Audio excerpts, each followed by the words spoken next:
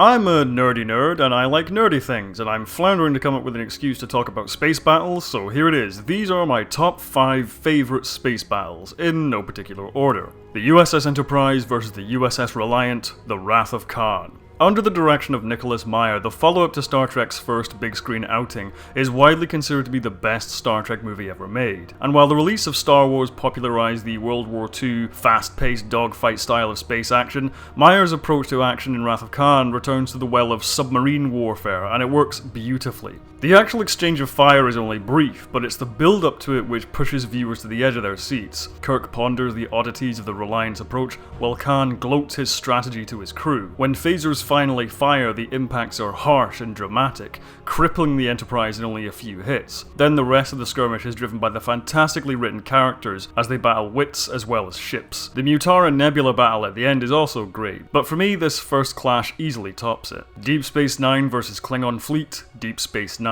Sticking with Star Trek here as we explore the explosive finale to Deep Space Nine's first 4th season episode. While the majority of space battles in Star Trek are contained to small skirmishes between handfuls of ships, DS9 set a precedent in Way of the Warrior for letting loose with epic fleet-wide engagements. For much of the early season, Deep Space Nine is a run-down station with barely any proper defensive capability. The contrast between the original pilot, where it struggles to take on 3 Cardassian capital ships, and Way of the Warrior, where its upgraded defenses smash through dozens of Klingon warships, is incredibly cathartic. And for a 90s network TV show, the production values are incredibly impressive, spectacular in every way, full of tension and drama, and a bold proclamation of Deep Space Nine's sharp leap up in quality from here onwards.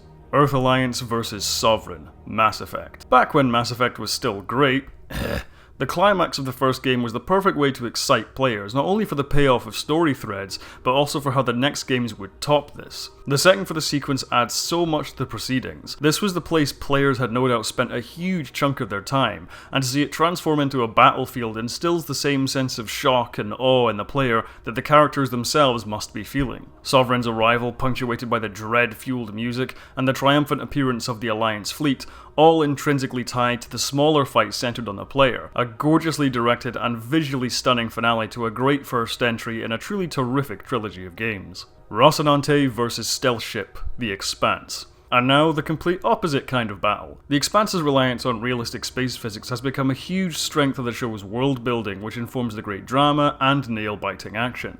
Whereas other mentions on this list concern hundreds of people on powerhouse warships, this small engagement is just as thrilling, if not more so. Not only does the Rocinante have to contend against the advanced weaponry of its opponent, but the crew have to also stomach the intense G-forces while trying to protect their allies and themselves from their far better equipped and more experienced enemy. A microcosm of so many of the show's strengths and a gangbuster of a great space battle. Before I get to the last entry, I wanted to give an honourable mention to some other space battles, but unfortunately they exist only in the imagination of the reader. I recently started listening to the Lost Fleet series on Audible, and no, I'm not being sponsored by Audible, this is just a genuine shout out. The space battles in these books are really interesting because, much like The Expanse, realism in space combat is used as a major strength for the storytelling. Because of how long information takes to travel in space, limited to the speed of light, an emphasis is placed on complex tactical thinking. Ships are often too far away to actually engage, but also because of the speeds they travel at, when they do exchange fire it happens lightning fast, with ships having to shoot at where they predict an enemy is going to be,